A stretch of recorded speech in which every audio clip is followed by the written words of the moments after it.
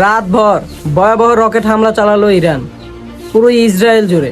শুনে অনেক খুশি হলাম। শুধু রকেট হামলা কেন, যদি কোনো পারমাণবিক অস্ত্রের সংকেত লাগে তা সেটাও চালাতে হবে, বা এর চাইতে যদি বড় কোনো অস্ত্র চালানো লাগে সেটাও চালাতে হবে। এক চুল পরিমাণে ছাড় দেওয়া যাবে না, ঠিক আছে? মানে অনেক অনেক শুনতেছি যে অনেক কান্ট্রি যোগ দিছে ইরানের সাথে। শুনে অনেক খুশি হয়েছি, কারণ আমাদের মুসলিম একটা কান্ট্রির সাথে তাদের সাপোর্ট দিতেছে।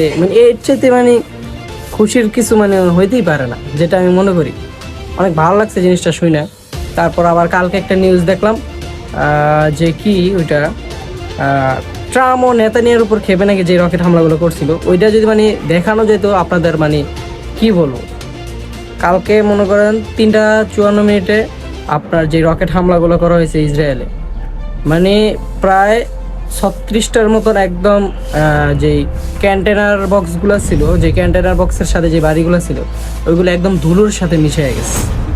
কি বলবো আর, এক্সপ্লেন করা সম্ভব না। আমরা তো চাই এটা, ঠিক আছে? যারা মুসলিম কান্ট্রি আছেন সবাই মিলে একসাথে যোগ হন, সব মিলে যোগ হয়ে তারপর একসাথে অ্যাকশন নিতে হবে ইনশাআল্লাহ।